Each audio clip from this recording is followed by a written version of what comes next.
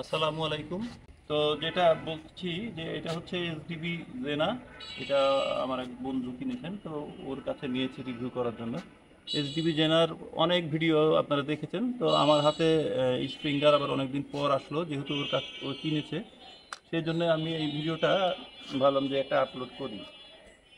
তো আমরা পিছন থেকে শুরু করি। এইখানে যে বাট প্যাড দেওয়া আছে সেটা হচ্ছে প্লাস্টিকের, রাবার ব্যাট প্যাড প্যাড না। এটা একদমই দেখতে ডায়না 34-এর মতো। তো ডায়না 34-এ এখানে অবশ্য এটা রাবার বাট প্যাড থাকে, তো অসুবিধা হয় না।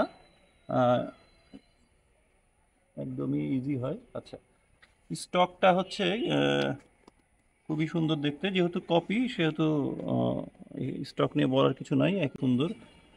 আর এইখানে হচ্ছে হচ্ছে সেফটি ক্যাচ। এটা আপনি যখনই লোড করবেন তখন অটোমেটিক এটা অন হয়ে যায়। আর এটা হচ্ছে স্কোপ রেল, ডাব টেল। এখানে স্টপ মানে স্কোপ যেন সরে না যায় সেজন্য কয়েকটা স্টেজে দেওয়া হয়েছে, স্কোপ স্টপ। আচ্ছা, তারপরে একটু সামনে যদি যাই আমরা দেখতে পাচ্ছি যে চেম্বারটা অনেক বড়, অনেক বড় চেম্বারের জন্য এই গানের স্পিড অত্যন্ত বেশি। আহ, ওই জন্যে এটাতে যদি আপনি হালকা প্যালেট চালান তাহলে কিন্তু অ্যাকুরেসি পাবেন না। চেষ্টা করতে হবে ভারী প্যালেট চালানোর, তাহলে অ্যাকুরেসিটা বেশি ভালো হওয়ার কথা। আমার কাছে যদিও 177 প্যালেট ছিল না, শুধু একটা ছিল এক্স্যাক্ট মনোস্টার ডায়াবলো। ওইটা হচ্ছে 13 গ্রেনের, এখানে দেখতে পাচ্ছেন। এখন এইটা এইটা ছাড়া আমার কাছে আপাতত নাই, তো এটাতেই ভালো অ্যাকুরেসি দেওয়ার কথা, কারণ হচ্ছে যে এই গানের পাওয়ার অত্যন্ত বেশি, যেহেতু এই চেম্বারটা বড়। আচ্ছা, এইখানে আমরা দেখতে পাচ্ছি, একটু ক্লোজ নিতে হবে। আহ, এখানে কিন্তু স্প্রিঙ্গার এয়ার গানের প্রায় সমস্যা হয় যে এই স্ক্রুটা ঘুরে যায়, সেই জন্য এখানকার যে স্ক্রুটা সিস্টেম করেছে এটাও বেশ ভালো করেছে। আর এইখানে রিয়ার রিয়ার এম পয়েন্ট যেটা, সেটা ভালোই কাজ করে মনে হয়। এখানে যদি আমরা, যদিও জিরো করা আছে, ভালোই কাজ করে, এখানে কোনো প্রবলেম নাই। এগুলো ডান বামগুলো ঠিকঠাক হচ্ছে এবং বেশ মজবুত আছে। এরপর সামনে গেলে গেলে দেখবো আমরা ফ্রন্ট সাইড যেটা, সেটা প্লাস্টিকের। পরবর্তী মডেলে এইটা লোহার করেছে সম্ভবত। এটা হচ্ছে আগের এসডিবি জেনা।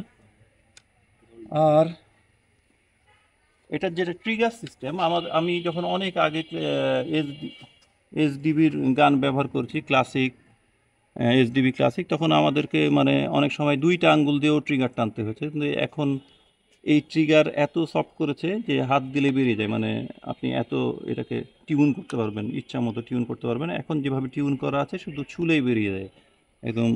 এমনকি আমার M3-র চেয়েও লুজ করা আছে এটা। তো এইটা একটা ভালো ব্যাপার, কারণ আপনি যখন আপনার ট্রিগার যত সফট হবে তত আপনার অ্যাকুরেসি ভালো হবে। এই জন্যই, কারণ যে টানতে গেলেও একটু আপনার হাত কাঁপার সম্ভাবনা থাকে, কিন্তু যদি একদম সফট হয় তাহলে অল্পতে বেরিয়ে যাবে। আরেকটা ব্যাপার হচ্ছে যে সফট ট্রিগারের একটা সমস্যা হলো যে অ্যাক্সিডেন্ট হওয়ার ভয় থাকে, যদিও এতে সেফটি ক্যাচ আছে। তবে আমি কোনো মেশিনকে আসলে পুরাপুরি বিশ্বাস করতে পারি না।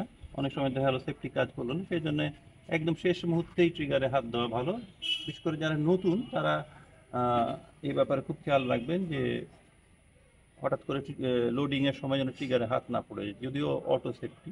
তো আমি একটু এটা দেখাবো আপনাদের যে সেফটিটা কীভাবে কাজ করে, যদিও এটা নিয়ে অনেক ভিডিও আছে।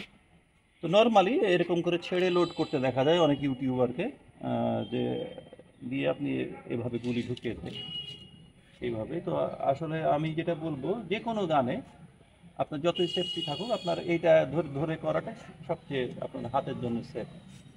এইখানে আপনি ধরে যদি করেন তাহলে আপনার ভয় থাকতো না। তো সেফটি থাকুক বা না থাকুক, যে কোনো স্প্রিঙ্গার এয়ার গানে আপনি অবশ্যই ব্যারেলকে ধরে রাখবেন। বিশেষ করে যারা হাটসান 95 ইউজ করেন তাদের ক্ষেত্রে বলবো যে এই ঘটনা আমার কাছেও ঘটেছে যে এই লোড করার সময় ধরে না থাকলে, এমনকি এদিকটা বাড়ি লেগেছে আমার গায়ে। লোড ছেড়ে দেওয়ার একটা টেন্ডেন্সি থাকে হাটসান 95-এ, যেটা তখন থেকে আমি আরও সাবধানে কাজ করি। তো যাই হোক, এখানে লোডিংয়ের পরে আমরা দেখতে পাচ্ছি যে এখানে যেটা লকিং সিস্টেম আছে, লকিং সিস্টেমটা হাটসানের মতো, হাটসান তো না, হাটসানের এরকম।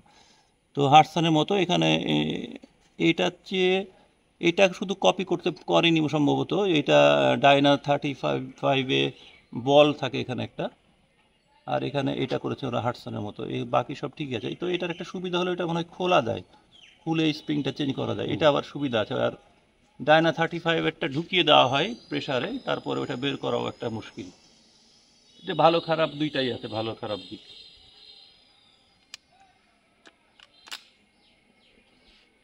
তো এটার পরে আপনারা দেখতে পাচ্ছেন যে এটা সেফটিটা অন হয়ে গেছে, মানে এইদিকে আছে, এটা হলে এটা অফ হবে। অফ, হ্যাঁ হ্যাঁ অফ হলো, সেফটি অফ হলো। দেখুন আপনি, আমি ট্রিগার পুলের আমার যদিও যন্ত্র নয় যে পুল করতে কত লাগছে, মানে শক্তি লাগছে, কিন্তু আমার হাতের দেখি বুঝবেন যে কত অল্পতেই চলে।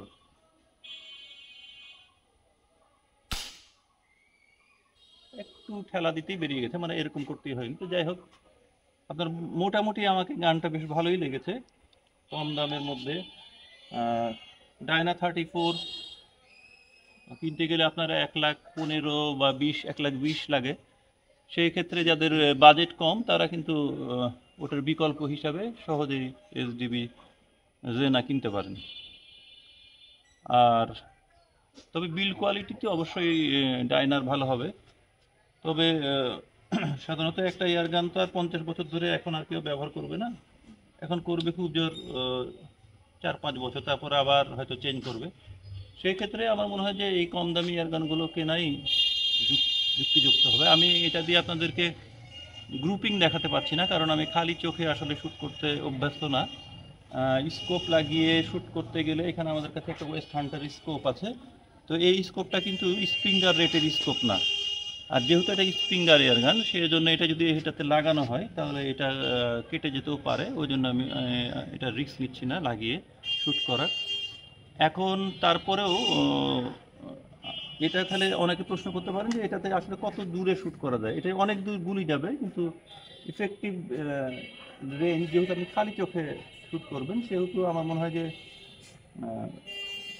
30 ইয়ার্ডি পর্যন্তই আপনি সুন্দর দেখতে পাবেন। তারপরে 50 ইয়ার্ডে কিন্তু ছোট্ট টার্গেটে আপনার দেখতে অসুবিধা হবে যদি চোখ খুব ভালো না হয়। কিন্তু আপনি অনেক দূর পর্যন্ত করতে, গুলি চলে যাবে কিন্তু অনেক দূর।